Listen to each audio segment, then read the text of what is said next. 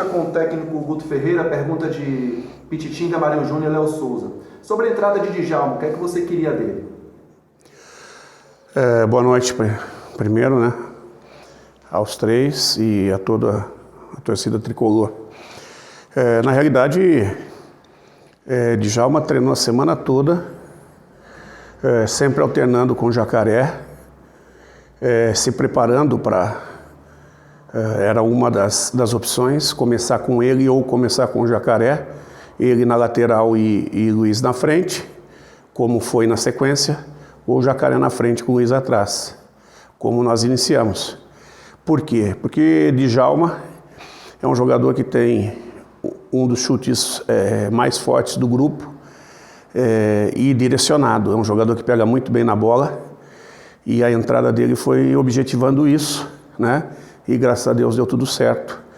Ele, além do lance de gol, que o goleiro soltou e o Marcelo fez o gol, ele deu pelo menos mais 2 chutes perigosíssimos, além da falta que estourou no peito do goleiro e deu rebote.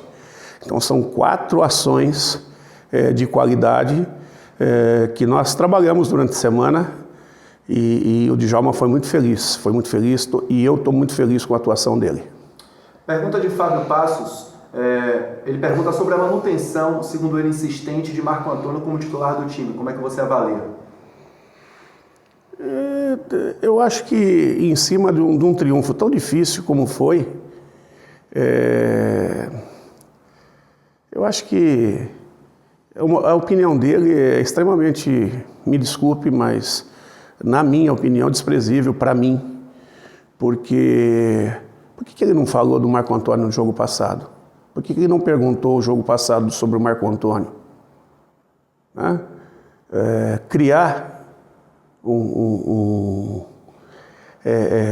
comentário depreciativo a respeito do Marco hoje, que não foi tão bem, mas os 3 jogadores nossos de frente tiveram dificuldade. Só que se não fosse a mobilidade deles, talvez os que entraram depois não tivessem conseguido fazer o que fizeram. Porque o trabalho é em grupo. O trabalho é em grupo. O trabalho não começa com a entrada de Marcelo, começou antes. Houve um desgaste dos adversários e para que eles pudessem entrar já num outro patamar e tivessem a felicidade de conseguir o que conseguiram. Pergunta de Ulisses Gama. Guto, além da volta de Rio, do Emerson Santos e Didi, será feita mais alguma mudança no grupo que segue para o Rio de Janeiro? Vamos ver o que nós vamos ter. Nós temos jogadores que vão chegar para avaliação física, né? Acho que não temos ninguém fora por cartão. E aí nós vamos tomar decisão. Nós temos a viagem é só no sábado, nós temos quinta e sexta para fazer uns treinos mais decisivos aí para definir quem é o grupo, e aí o sábado o treino final. Pergunta de Douglas Santana. Ele faz pergunta sobre Marcelo Rian e a evolução dele no grupo. É um jogador, como eu falo sempre, um jogador em potencial, um jogador para ser aproveitado em determinados momentos, que vem crescendo. Hoje colheu tudo que trabalha, saiu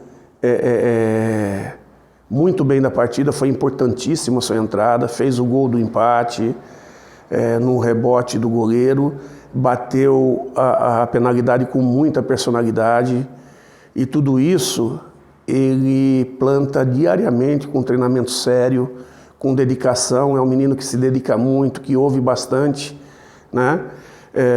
E à medida que ele vai dando respostas, ele vai surgindo as possibilidades, a gente achando que é o tipo de jogo para ele, ele vai entrando e vai ganhando minutagem. Daqui a pouco ele está com uma rodagem tal que, se tiver o desempenho junto, vai começar a reclamar alguma posição maior, né? Esse é o trabalho com os meninos é isso aí. A pergunta de Del Machado, né? Ele pergunta, Guto, sobre o jogo de Davó e a demora para tirar o atleta. Eu acho que as dificuldades da partida, ainda assim, Davó teve 3 chances. Pô, se ele está criando por quê? Porque é um jogador perigoso, porque ele é um jogador muito rápido, e ele tem virtudes que daqui a pouco, se ele tivesse feito um dos 3, talvez a gente não tivesse, né, falando a esse respeito. E cada vez que ele não marca, ele fica mais ansioso. Eu acho que é um jogador que tem nos ajudado muito, e eu acho que nesse momento, mais do que nunca, a gente não tem o direito de ficar botando plaquinha no pé dele, não. Sabe? Criando rótulos, não. Porque é um jogador que tem ajudado muito. No jogo de 4-0 ele não marcou, mas saiu como um dos melhores da partida. 2 assistências. No jogo de estreia foi ele que deu o passe do primeiro gol do Jacaré.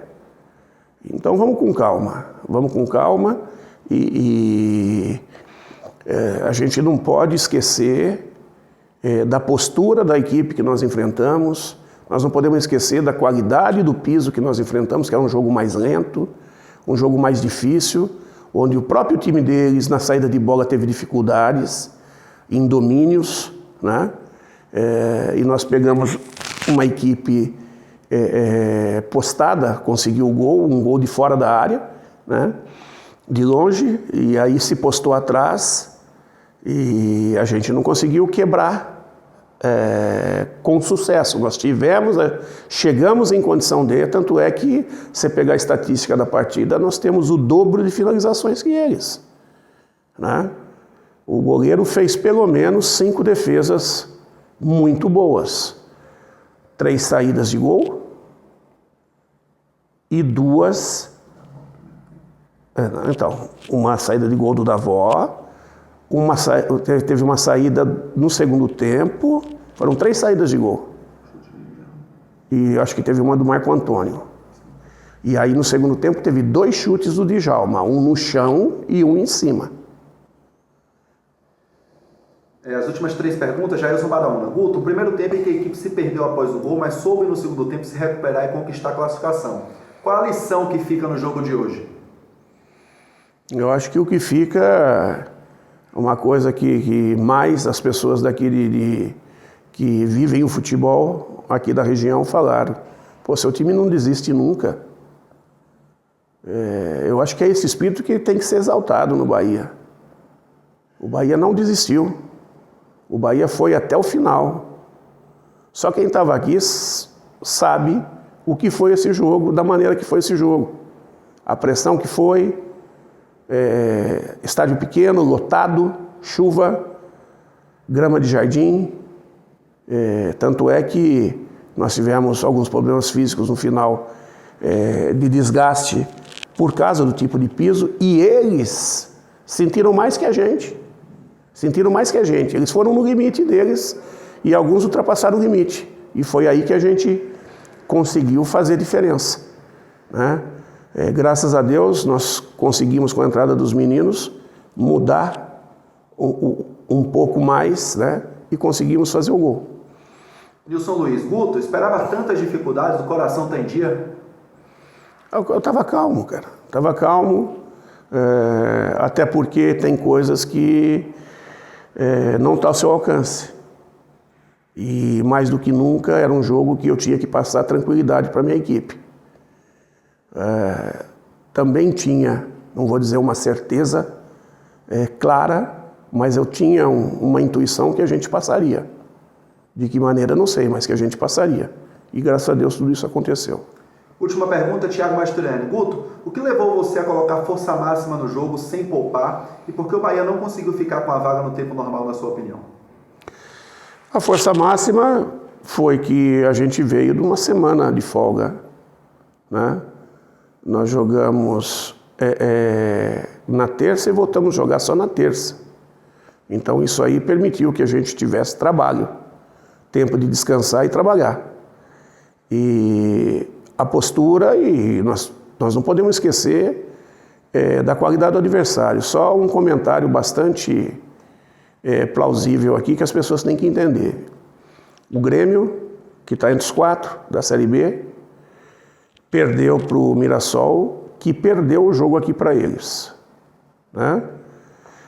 Depois, eles estão há 6 jogos que eles não tomavam gol dentro de casa. E tomaram hoje. Então, a postura, todo mundo viu o que foi a postura deles no jogo lá, como eles defendem, né? Então, a gente tem que parar de querer olhar com um olhar muito superior sobre os adversários, até porque o jogo ele se decide dentro das 4 linhas em batalhas, né? Em disputas bastante grandes. E não é o fato do Bahia estar na Série B e o Azures na Série D que tem uma distância muito grande. Não. As coisas elas estão próximas, principalmente quando tem um piso que nivela, uma iluminação que nivela, né? É um time de força, o nosso time é um time mais técnico, que joga mais em velocidade. Então, é o casamento dos jogos, né? Dos estilos. E, graças a Deus, nós conseguimos nos adaptar à condição da equipe deles e conseguimos, ainda assim, levar a classificação para casa.